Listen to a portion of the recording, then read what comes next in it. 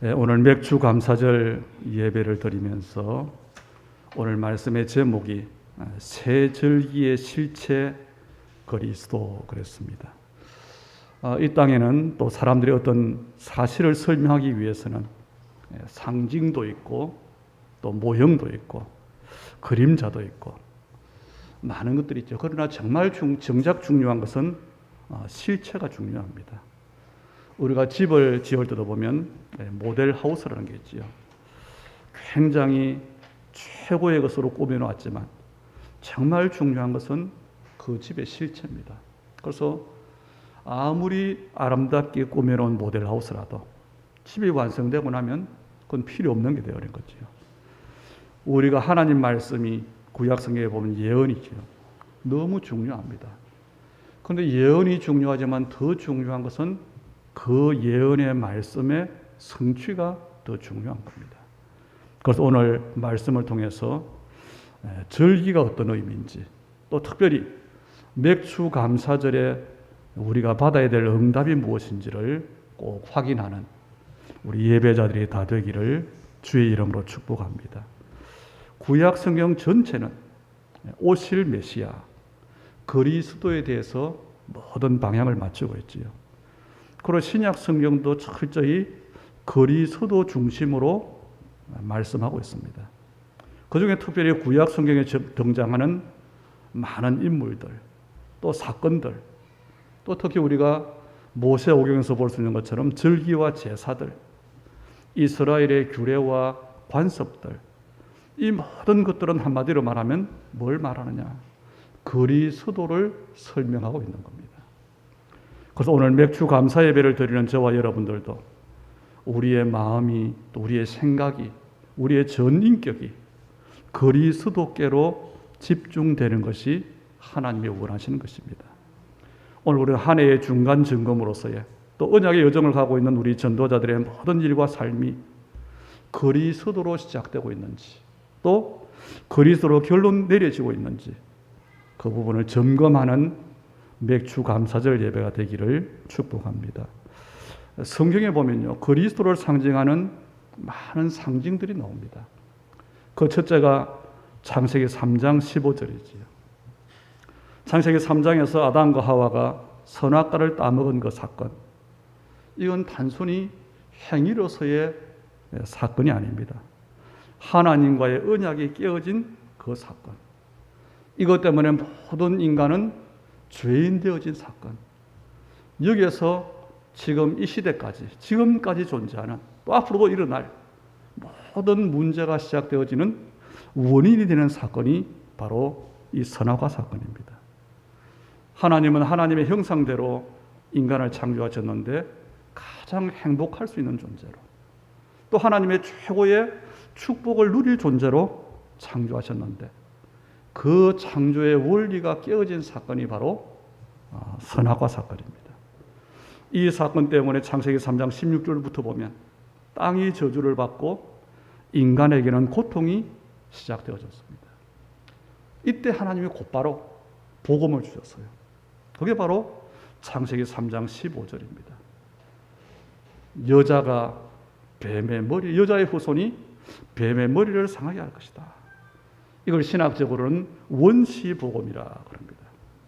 여자의 후손을 보내서 인간을 실패시킨 그 주범인 뱀의 머리를 상하게 할 것이다.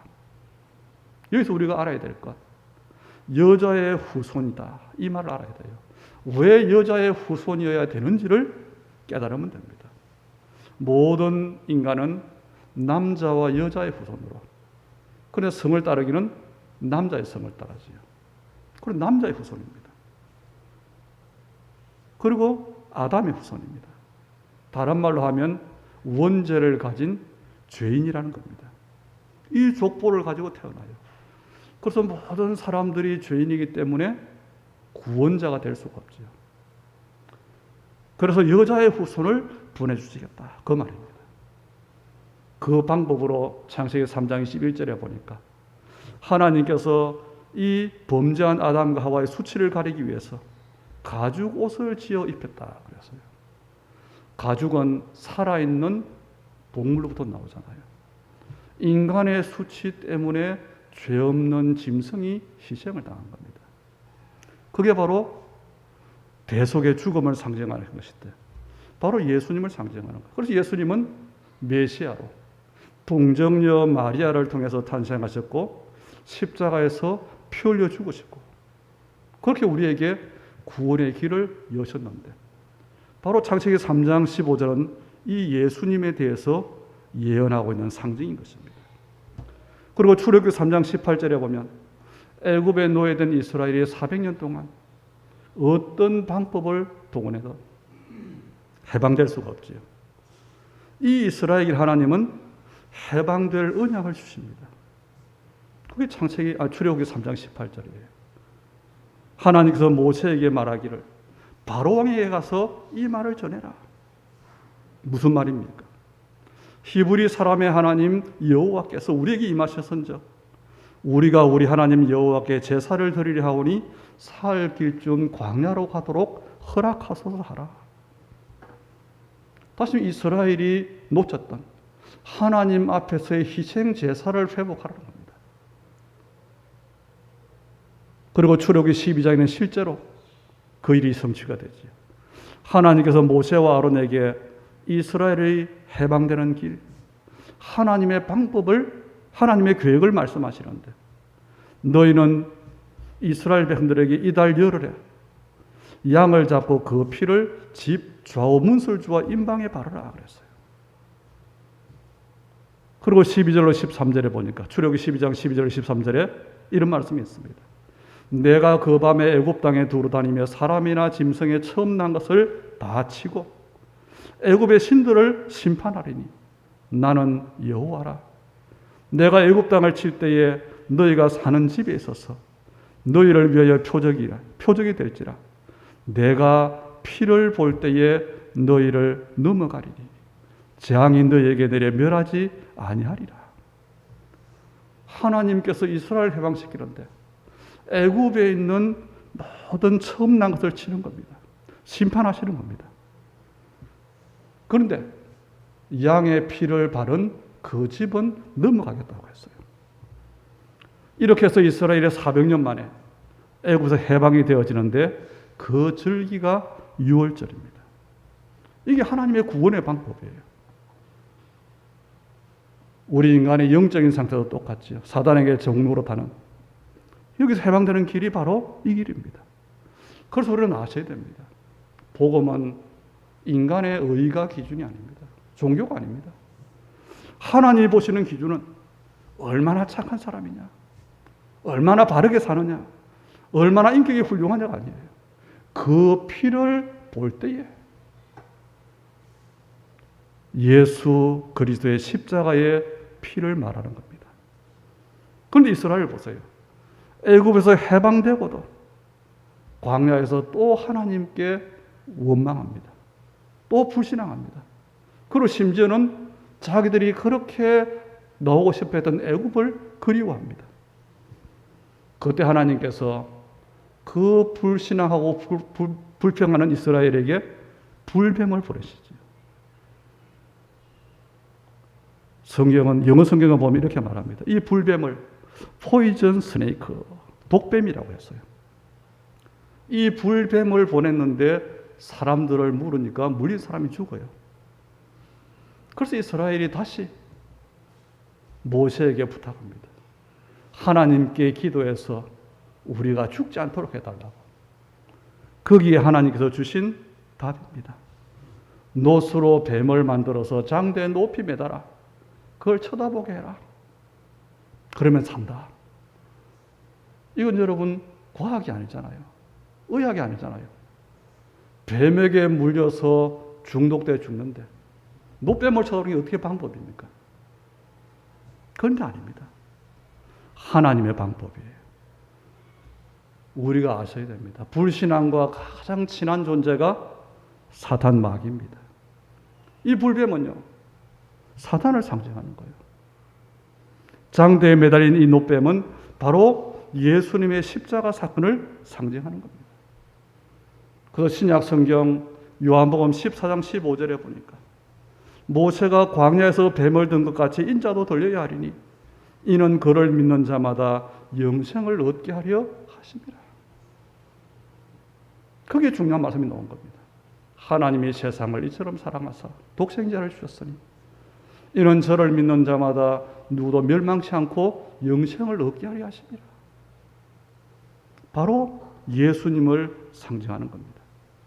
그리고 하나님은 출애굽은 이스라엘에게 성막 중심의 삶을 말씀하셨어요. 그리고 가나안 땅에 들어가서는 실수로 사람을 죽인 범죄한 사람을 두고 그 사람들을 위해서 도피성을 만들었어요. 왜냐? 율법은 눈에는 눈, 이에는 입니다. 사람을 죽이면 자기도 죽어야 돼요. 그래서 복수를 그렇게 합니다. 그런데 실수로 살인한 사람이 있어요. 이 사람들에게 살아갈 수 있는 방법. 그래서 모든 이스라엘에서 반나절 안에 갈 수 있는 도피성을 세우게 합니다. 실수로 범죄한 사람이 그 도피성에 피하면 제사장이 죽을 때까지 거기서 살아갈 수 있어요. 그리고 세상이 바뀌면 해방이 되는 겁니다. 무슨 말이지요? 바로 그리스도를 상징하는 겁니다. 성막은 성전을, 도피성은 그리스도를. 누구든지 그리스도 안에 들어오면 산다는 말입니다. 로마서 10장 13절에 보니까 누구든지 주의 이름을 부르는 자는 구원을 받으리라. 그래서 교회가 중요한 겁니다. 왜냐? 교회에만 복음이 있기 때문에 그렇습니다. 그래서 모든 것이 훌륭해도 어마어마한 건물이 있고 안락한 시설이 있고 많은 학위가 높은 학위가 있는 목사님이 있다 할지라도 그리고 아주 수준 높은 성도들이 많이 모인다 할지라도 그리스도가 빠진 교회는 종교교회입니다. 참된 교회가 아니라는 겁니다. 그리고 이사야 7장 14절에 보니까 보라 처녀가 잉태하여 아들을 낳으리니 그의 이름은 임마누엘이라 하리라. 바로 창세기 3장 15절의 그 말씀을 확인하고 있는 거죠. 이런 구약의 상징들, 특히 구약의 그 예언대로 여자의 후손으로 그 예언이 성취가 되어지는데 마태복음 1장 21절로 23절에 보니까 아들을 낳으리니 이름을 예수로 하라. 이는 그가 자기 백성을 그들의 죄에서 구원할 자심이라 하니라. 그리고 중요한 말씀하세요. 이 모든 일이 된 것은 주께서 선지자로 하신 말씀을 이루려 함이니. 어떤 말씀을요? 보라 처녀가 잉태해 아들을 낳으리니 그 이름은 임마누엘이라 하리라 하셨으니. 이사야 7장 14절 말하지. 그 임마누엘을 번역하니까 하나님이 우리와 함께 계시다 그랬어요.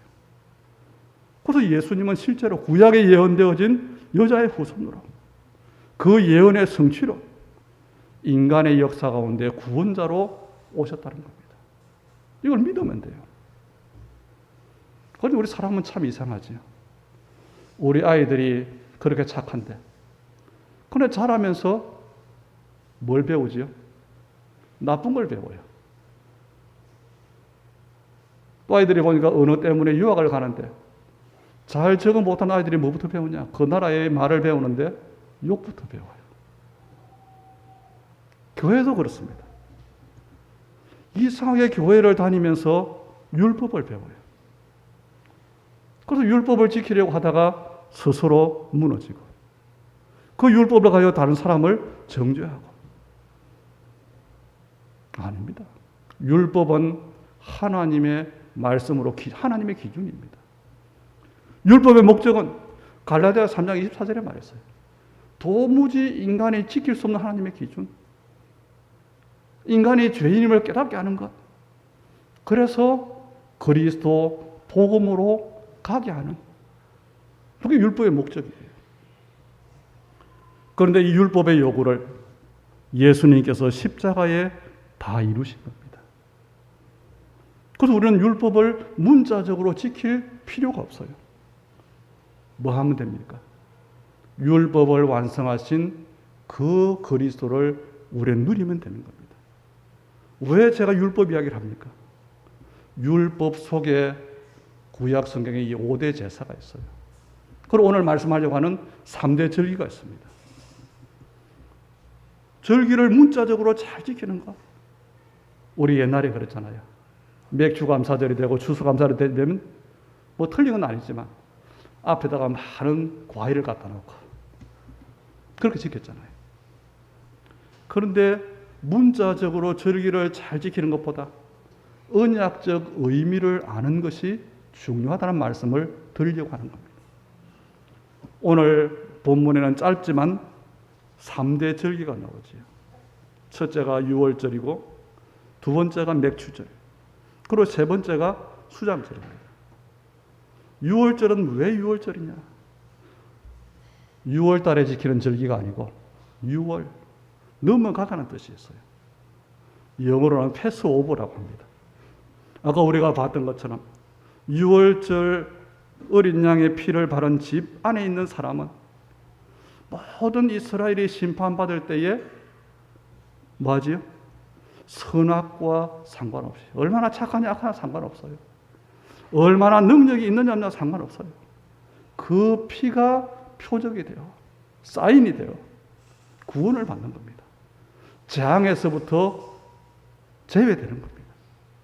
이게 6월절이에요. 다시 말해 이 6월절은 하나님께서 이스라엘을 애굽과 바로의 손에서 해방시키는 방법입니다. 바로 예수님의 십자가 사건으로 우리의 구원을 상징하는 거지. 그런데 15절에 보니까 이 6월절을 어떻게 지키느냐? 무교병이라고 하는 떡을 일주일 동안 먹어라 그랬잖아요. 무교병. 다시 발효되지 않은 것, 누룩을 넣지 않은 떡, 딱딱한 거겠지. 애굽에서 빠져나온 것, 구원받은 것에 대한 감사로 드리는 절기가 6월절입니다. 그런데 이 무교병을 먹으면서 지킨다고 해서 다른 이름으로 무교절이라 이렇게 부르기도 하지. 이 6월절을 가장 잘 지키는 것은요, 딱딱한 떡을 먹는 게 아닙니다. 예수가 그리스도로 나 대신에 피 흘려 죽으심으로 내가 구원받았다. 이것을 정말로 깨닫는 겁니다. 이것을 두고 정말로 감사함으로 하나님께 나아가는 겁니다. 그래서 오늘 본문에 보세요. 너는 무교병의 절기를 지키라. 내가 내게 명령한 대로 아비보르에 정한 때에 이래 동안 무교병을 먹을지니 이는 그 달에 내가 애굽에서 나왔습니다. 그걸 중요한 말씀하세요. 감사할 이유. 우리가 왜 맥주 감사주의로 절이냐? 빈손으로 내 앞에 나오지 말지어다 그랬어요. 하나님의 은혜, 오직 하나님의 은혜로. 이스라엘의 노력은 단 1도 포함되지 않습니다. 하나님의 은혜로 구원받았어요. 우리의 구원이 그렇습니다. 100% 하나님의 은혜로. 이것을 확인하고 이것을 누리고 이것 때문에 감사함으로 지키라. 그 말입니다. 두 번째 절기가 맥추절인데 오순절이라고도 하지요. 오순이라고 하는 말은 우리가 쓰는 말 그대로 오라고 하는 숫자와 순은 10이지요. 우리 한 달을 볼 때 초순, 중순, 하순 그러죠. 그 순이라고 하는 단어가 10을 헤아리는 겁니다. 그럼 오순이면 뭐지요? 50일을 말하는 거예요. 이스라엘이 애굽에서 나온 50일째 되는 날 첫 보리 추수를 했어요. 그것으로 감사하는 겁니다. 그래서 다른 이름으로 77절이라고 하는데 애굽에서 나온 지 49일째, 7749. 그래서 77절이라고 하기도 하고요. 또 첫 열매를 드리는 절기라고 해서 초실절이라고 하기도 하고요. 보리 추수를 해서 드린다고 해서 맥추절이라고도 하는 절기입니다. 그런데 이 맥추절은 첫 열매를 드리는 절기인데 그 영적인 의미가 중요해요. 고린도전서 15장 20절에 보니까 이제 그리스도께서 죽은 자 가운데서 다시 살아나사 잠자는 자들의 첫 열매가 되셨도다 그랬어요. 첫 열매의 의미를 아셔야 됩니다. 농부가 나무를 심었어요. 그러면 그 나무가 첫 해부터 열매를 안 맺잖아요. 보통 사과나무나 이런 나무들은 과일나무 한 3년 되면 열려요. 첫 열매. 이 말은 무슨 말이죠? 첫 열매가 맺혔다는, 열렸다는 이야기는 그 다음 해에 또 열매가 맺는다는 걸 이야기합니다. 그런 의미잖아요. 예수님께서 첫 열매가 되셨다. 그 말입니다.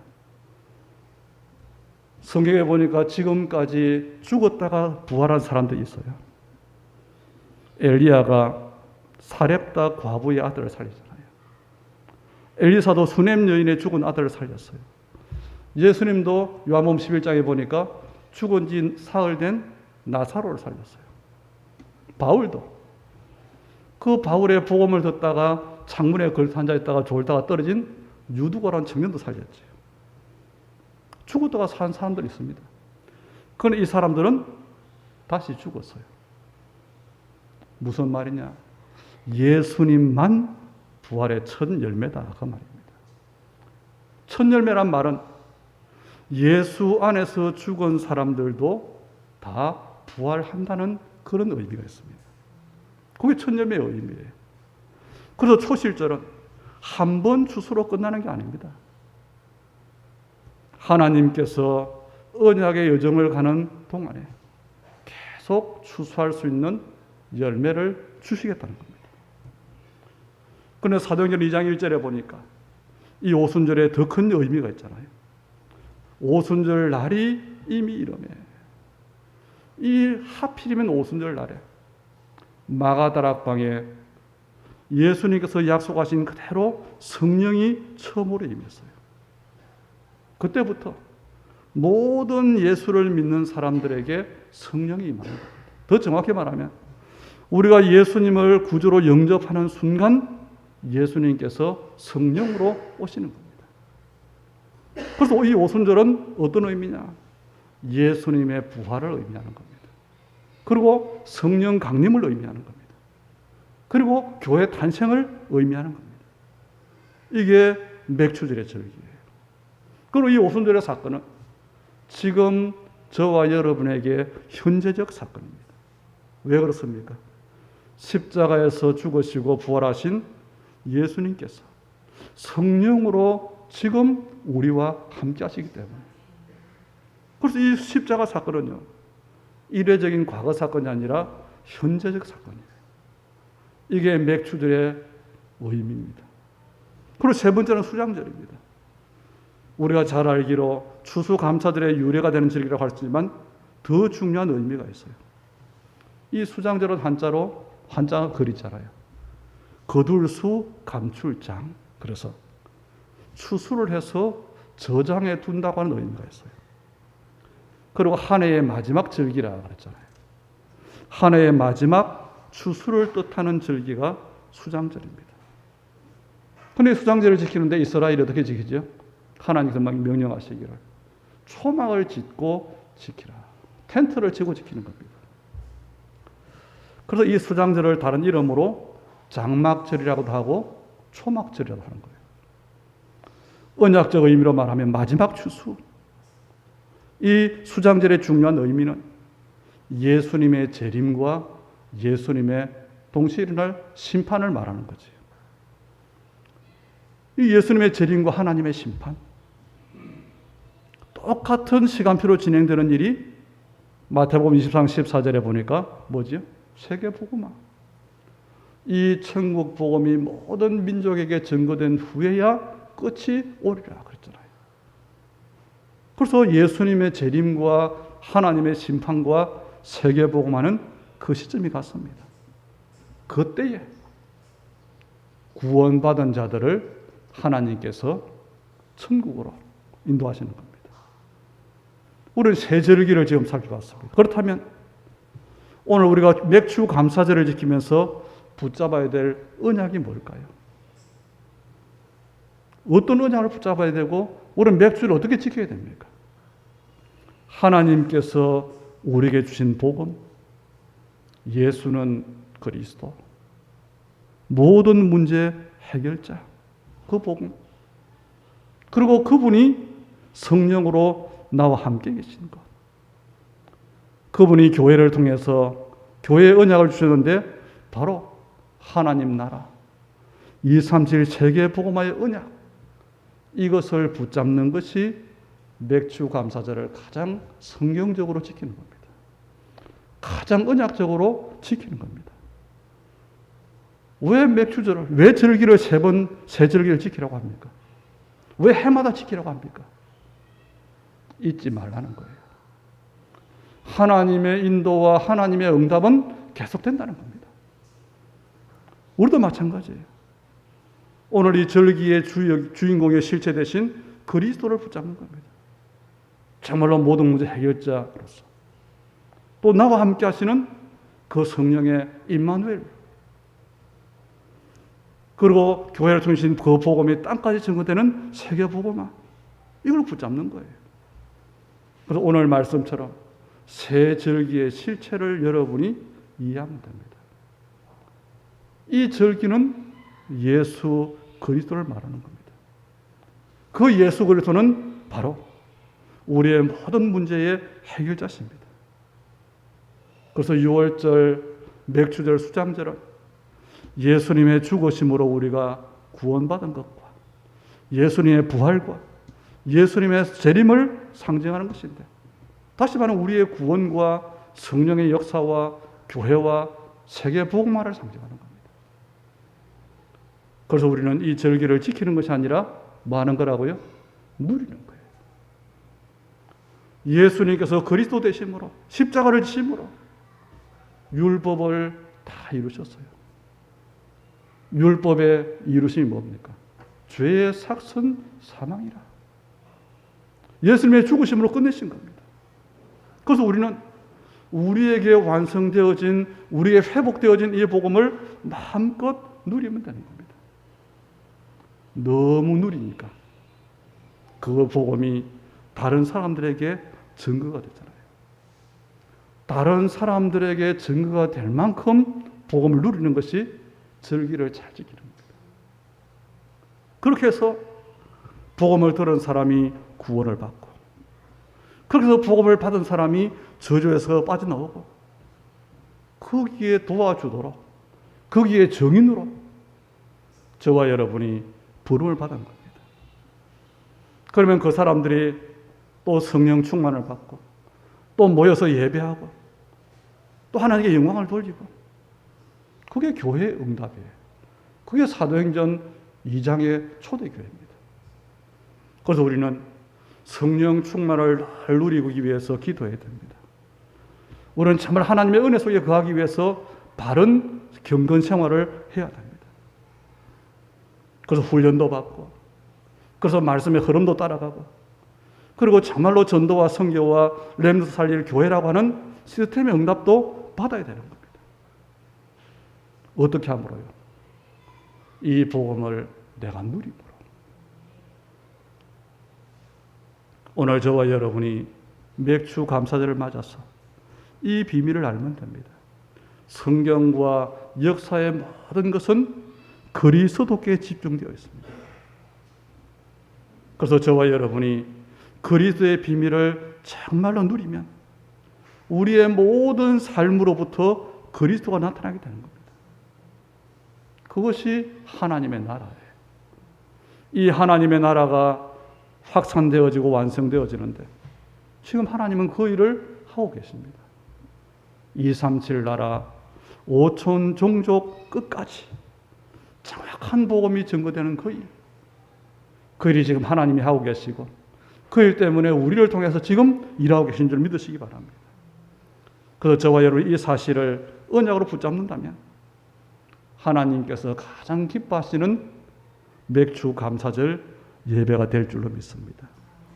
오늘 말씀이 정말로 이해되어지는 은혜, 믿어지는 하나님의 응답, 그리고 이 새절기가 여러분에게 실제적인 응답으로 성취되어지기를 주 예수님의 이름으로 축복합니다.